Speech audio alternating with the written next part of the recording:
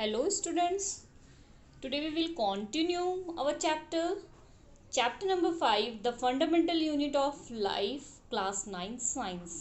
आज हम इसका पार्ट 7 करेंगे, जिसमें आप हमने पिछले लेक्चर में जो है हाफ ऑर्गेनेलिज के बात कर ली थी एंड देन 4 बचे हुए थे। तो अब इस लेक्चर में हमने नेक्स्ट 4 ऑर्गेनेलिज की डिटेल्स करनी है, उनके फंक्शंस को डिटेल करना है। आज ये लास्ट लेक्चर है हमारे इस चैप्टर का। ये चैप्टर हमारा जो है फिनिश हो गया। नेक्स्ट हम बैक एक्सरसाइज करेंगे। Let's start.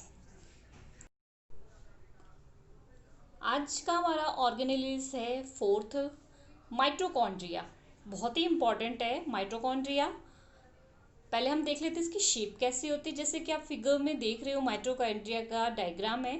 They are rod shaped structure having double membrane. आप यहाँ देख पा रहे हो, यहाँ पर इसकी क्या है, डबल मेम्ब्रेन है। एक मेम्ब्रेन कुछ इस तरीके से और एक साथ में इसकी दूसरी मेम्ब्रेन है। ठीक है, तो ये क्या है, डबल मेम्ब्रेन है।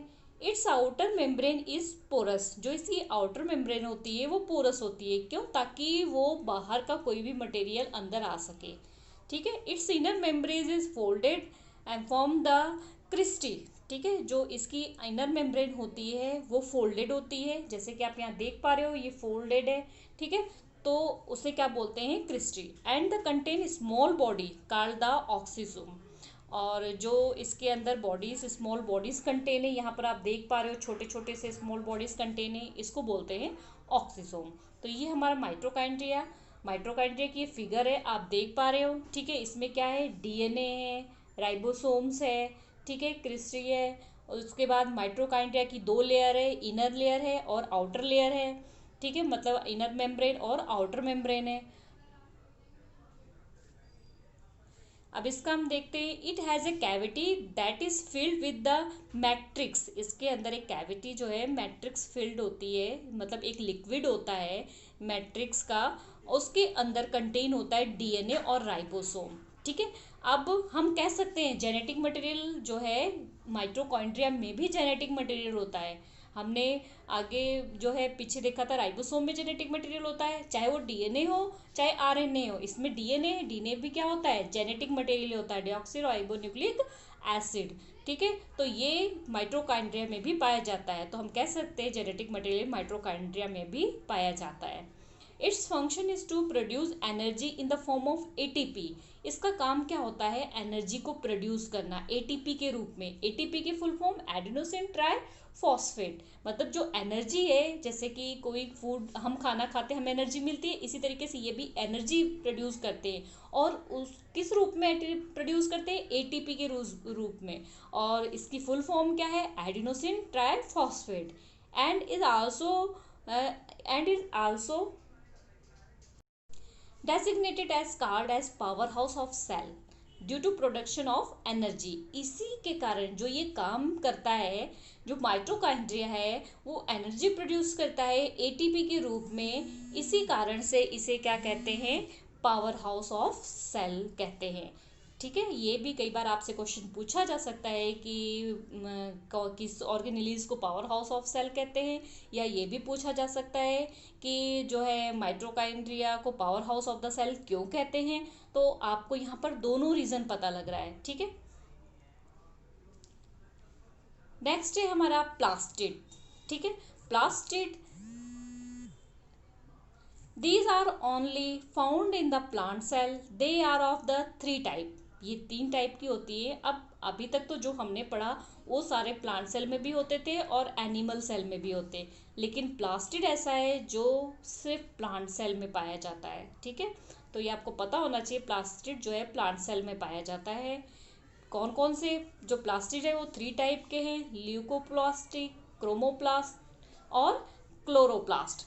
तो ल्यूकोप्लास्ट क्या होता है, ये कलरफुल पार्ट होता है। ठीक है, ये जो कलरलेस पार्ट होता है। ल्यूकोप्लास्ट जो है कलरलेस पार्ट होता है। क्रोमोप्लास्ट जो होता है वो कलर्ड प्लास्टिड होता है। और जो क्लोरोप्लास्ट होता है वो ग्रीन कलर का प्लास्टिड होता था। आप यहाँ पे एक स्ट्रक्चर देख पा रहे हैं क्लोरोप्लास्ट का, जिसमें यहाँ पर आप इसमें डायग्राम में देख रहे हो, ये क्लोरोप्लास्ट है। ठीक है, ये क्लोरोप्लास्ट का डायग्राम है ये पूरा। इसको हम थोड़ा सा डिटेल करते हैं। As you all known as the plant have the ability of the synthesis their own food. आपको पता है ना कि प्लांट जो है अपना खाना खुद बना सकते हैं, तो they do so with the help of pigment chlorophyll. तो इसमें उनकी मदद कौन कर रहा है, उसमें मदद कौन कर रहा है, क्लोरोफिल कर रहा है। आपको पता है कि जब फूड अपना बनाते हैं प्लांट्स फोटोसिंथेसिस के थ्रू, तो उसमें क्या होता है, क्लोरोफिल, सनलाइट, कार्बन डाइऑक्साइड, सारी चीज़ें यूज़ होती है। तो ये जो क्लोरोफिल पिगमेंट है वो यूज़ हो रहा है किसमें, उनके फूड बनाने में, ठीक है। This chlorophyll is present is organelles chloroplast. और ये जो क्लोरोफिल है वो कहाँ जो है प्रेजेंट है, वो प्रेजेंट है क्लोरोप्लास्ट ऑर्गेनिल में। क्लोरोप्लास्ट जो है वो double membrane organelles contain liquid. एक क्लोरोप्लास्ट जो है हमने पीछे फिगर में देखा है, उसमें क्या होता है, डबल मेम्ब्रेन ऑर्गेनेलिस होते हैं जिसमें स्ट्रोमा होते हैं, ठीक है। जैसे हमने यहाँ पर देखा, वहाँ पर देखा था कुछ इस तरीके से जो फिगर्स थी, ठीक है। तो जो अगर सिंगल होता है उसे क्या बोलते हैं, स्ट्रोमा। और जब इनको इकट्ठा कर दिया जाए इस तरीके से, पूरे एक के ऊपर एक इकट्ठा कर दिया जाए, उस जो स्टॉक है इनका इकट्ठा कर दिया जाए, उसको क्या बोलेंगे, लैमेले। When lamellae are the stalked over one another, they give rise to the grana। जब ये एक दूसरे के ऊपर इकट्ठे हो जाते हैं उसे ग्रेना बोलते हैं। ग्रेना जो होता है उसके अंदर ग्रीन पिगमेंट जो है कंटेन होता है, जिसे क्लोरोफिल कहते हैं। This chlorophyll actually help in the capture the solar energy and converting in chemical energy of food. तो इस क्लोरोफिल का काम क्या होता है, ये सोलर एनर्जी को जो है कन्वर्ट करता है केमिकल एनर्जी में, और उससे फूड क्या करता है, फॉर्म करता है। नेक्स्ट फंक्शन क्या है प्लास्टिड का, अब अलग अलग हम देख लेते हैं। क्लोरोप्लास्ट फोटोसिंथेसिस में अभी हमने पढ़ लिया। ल्यूकोप्लास्ट क्या करता है, स्टोर करता है फूड को और फैट को। और क्रोमोप्लास्ट क्या करता है, ये impart colour of the flower, flower को जो है कलर प्रोवाइड करता है। आप देखते हो ना अलग अलग कलर के फ्लावर होते हैं, वो कौन करता है, ल्यूकोप्लास्ट। Next vacuoles. अभी तक तो हम जो देखते आ रहे थे कि एक हमने देखा प्लास्टिड जो कि सिर्फ क्या था, प्लांट सेल में था। और जो वैक्यूल होता है वो होता तो प्लांट सेल में और एनिमल सेल दोनों में, लेकिन प्लांट सेल में जो है वो बहुत लार्ज साइज का होता है। ये आप देख पा रहे हैं वैक्यूल्स का डायग्राम, ये प्लांट सेल का डायग्राम है जिसमें वैक्यूल जो है बहुत बड़ा है। एनिमल सेल में होता है पर बहुत छोटा होता है और कई बार टेम्परेरी होता है और धीरे धीरे वो खत्म भी हो जाता है।